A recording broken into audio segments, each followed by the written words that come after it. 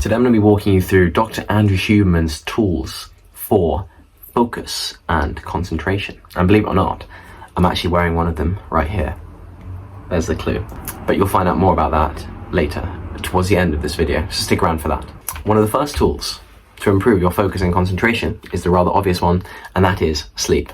It modulates about every single process in the brain and body, so get enough sleep. I'll leave it there. The next one, white noise. Listen to 49 hertz binaural beats every 5 to 10 minutes prior to your work bout, so prior to your first deep work section, and second deep work section, and third deep work section, and so on and so forth. And then you can either turn it off whilst you work, or you can leave it on as you work. It's up to you. Do as you please. But listen to white noise, pink noise, or brown noise. There are plenty of apps to generate these noises, or you can use Alexa, as I do at home personally. I quite like that, or YouTube, although obviously YouTube can be quite distracting, so if we can avoid YouTube, then do. But type in white noise, brown noise, pink noise, and listen to that either 5 to 10 minutes before you start your work bout, and then stop the music or carry it on during your work bout. And why should you do that? Because focusing is not a start-stop process. It's actually a gradual process. It's like a plane coming into land. It's not like a sudden stop, but it's a gradual coming into land like that, okay? So you got to warm up your brain. Like any muscle in the gym, you need to warm up, yeah? So before you hit the chest press, you got to warm up maybe with some stretches, stretch it out. Yeah, same with focus. It's no different. And it decreases the amount of time it takes to get into that focus state that we want to get into. How long should your deep focus bouts be? Dr. Andrew Huberman's answer, 1 hour and 30 minutes, okay? Whichever way. 1 hour, 30 minutes, okay? An hour and a half. That's it, no more, no less. And Dr. Andrew Huberman tries to do at least 3 of those 1.5 hour deep work bouts per day.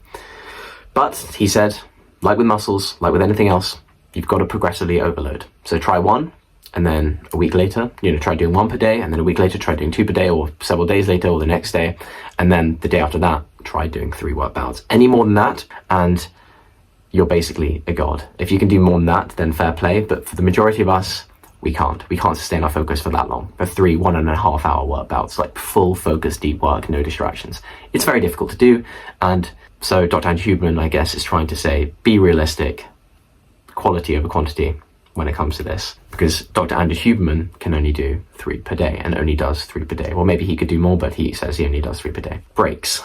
When you take breaks and, go to the restroom, go to fill up your water bottle, do not look at your phone.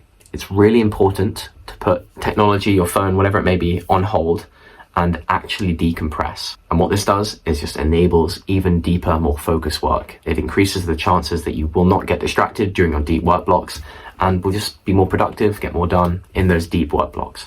Intermittent fasting.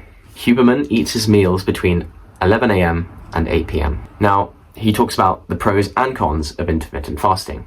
So, first of all, just to clarify, neurons in the brain require glucose to function. But, having said that, when you consume food, there is a rest and digest process, which is when you are more relaxed and sleepy, which creates a more relaxed mode that can make you sleepy, and this is especially the case when you consume lots of carbs. So, conclusion about intermittent fasting, the pros and cons. Being fasted is great for focus and concentration, provided you're not, thinking about food the whole time. And being fed is also terrific for focus and concentration, as it can improve the neural function of your brain. Provided, however, big caveat, you didn't eat too much, and therefore making it way harder to focus, for example, in the afternoon. So there are pros and cons, okay? Not eating, heightened focus. Eating, heightened focus. Take your pick, depending on what day you do one or the other. But here's the key. Dr. Andrew Huberman recommends that you do intermittent fasting. So a lot of people talk about fasting, and they do it every single morning, but the key is actually intermittent fasting, according to Dr. Andrew Huberman. What Huberman says is, mix it up. Do both. One day, don't eat until 11 a.m. or whatever time, don't have breakfast. The next day, do have breakfast. Obviously not a big breakfast, but have breakfast nonetheless. But just keep in mind that if you eat a large meal, it will significantly diminish your ability to concentrate and focus. Period. That's that. Caffeine. Dr. Andrew Huberman recommends that you delay your first intake of caffeine between 90 and 120 minutes after waking. So that's an hour and a half to 2 hours after waking. And he says that regular ingestion of caffeine increases the density and efficacy of your dopamine receptors, your motivation contributor, and therefore your focus and concentration. Stress, contrary to what a lot of people think, actually improves your concentration, provided it's not too much stress. A little bit of stress is always healthy. And one very healthy way to increase your stress, your cortisol a little bit, is through deliberate cold exposure. So, moving on to cold water. Cold water increases your adrenaline, epinephrine as Andrew Huberman likes to call it, and dopamine levels in the body and mind.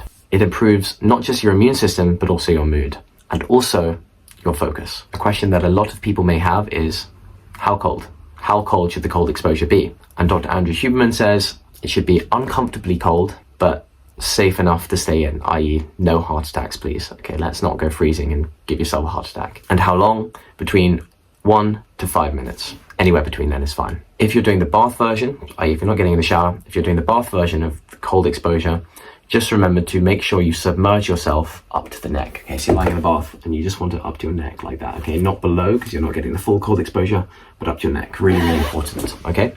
And as I said before, this will increase your dopamine, but also, and importantly, your adrenaline. And how long does increased adrenaline last in terms of improving your focus? 1 hour or more. At least 1 hour or more. That's why deliberate cold water exposure is such a good practice to do before your first deep workout. Next up, we have meditation. Huberman recommends doing at least 13 minutes every single day. It improves your focus and cognitive ability, improves your mood, reduces stress, improves your sleep, and improves your memory. So he says, set a timer for 13 minutes, sit or lie down, focus on the breath, focus solely on the breath. Or, another thing, focus on an inch behind your forehead. That's quite a weird one. So just imagine your forehead and an inch behind and focus on that point. I'm doing it right now. Focus on that. You can either focus on that or do what I personally prefer is focusing just on the breath. Comme ça, d'accord? Like that. Don't know why I spoke French there. And obviously, whenever you get distracted during that meditation practice, always just go back to the breath or behind the forehead if you prefer. So he stresses that meditation is a practice. It's like a strength training exercise. It's the practice of focusing and refocusing. In fact, Huberman prefers to call it a focus-refocus exercise. So think of every time you focus away from the inch behind your forehead or the breath as an opportunity to refocus, as an opportunity to level up the skill, as an opportunity to strengthen this muscle, that is your focus. And think of it as well as the trigger for your neural circuits to focus for extended periods of time. Next up, tunnel vision. This is where this bad boy comes in. Much of our cognitive focus is directed by our visual system. When our vision becomes more tunnel-like and less panoramic, we become more focused, as your visual focus is directly driving your cognitive focus. So if your cognitive focus is narrower, then it would be as if you were seeing the whole scene that you were in. So if I'm looking at this sort of whole room, camera, everything, my cognitive focus is going to be wider. But if I'm more focused, I'm set up and I'm looking more tunnel vision, then my cognitive focus is going to act accordingly and will be more tunneled, will be more focused. So how can we encourage this tunnel vision, which will improve our tunnel cognitive vision, so to speak, our cognitive tunneled focus? Well, one good way is by wearing a hoodie. Wearing a hoodie can be effective because it can cut off your peripheral vision. Let me show you, like this. Wearing a hoodie can cut off your ability to look left and right. So all I can see now is the camera.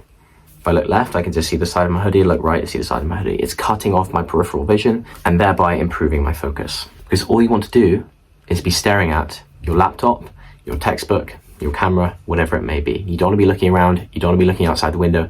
You want to just be looking at what it is that you want to be focused on, because your vision is directly related to your cognitive vision, your cognitive focus.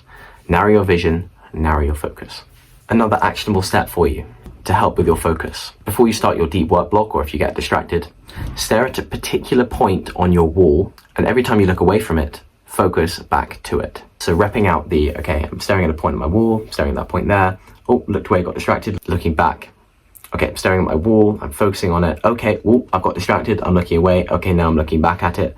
Repping that process out, repping that focus, refocus out, okay, encourages the circuits of focus to get better, to get stronger. So you can focus for longer. And in terms of staring at that dot on your wall, start with, Huberman recommends about 30 seconds, and then add 5 seconds. And then the next day add 5 seconds, and so on and so on and so forth. And so similar to meditation, it's just another practice you can do both during your deep work bouts and before and after to improve your focus. I'm going to take this off because it's a bit hot, but I'm focused, trust me. But you can also do it, as I said, as a warm-up for your deep work block. Anywhere between 30 seconds and 3 minutes is the time he gives. So you're warming up for your focus. As I remember, most people think that focus is just something you can click in and click out of, but no, it's something that you need to warm up. Like your muscles, you need to warm it up, okay? A couple of other things, consumption-wise. If you want to increase the amount of dopamine transmission that goes on in the brain and body for the sake of increasing your focus, one of the most efficient ways to do so is by consuming amino acid L-tyrosine. So you can look up in your own free time the kinds of foods, but I think it includes things like just sort of mixed herbs, nuts, that sort of things, but definitely have a look online for foods containing high levels of the amino acid L-tyrosine. Now, the final thing that Dr. Andrew Huberman stresses is don't do all of these things necessarily at the same time. Just pick and choose the ones that you want to do. So for one day, you might want to do the hoodie thing or the staring at the wall thing, and then another day you might want to do deliberate cold exposure before starting your deep work block.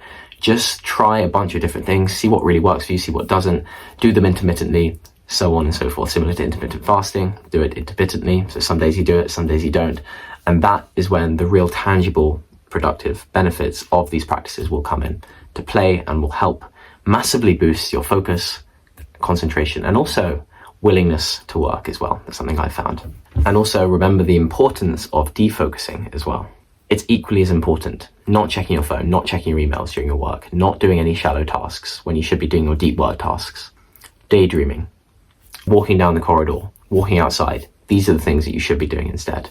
Daydream. Think, just sit and think, but don't go on your phone. Okay, I hope this video helped, and I'll catch you in the next one.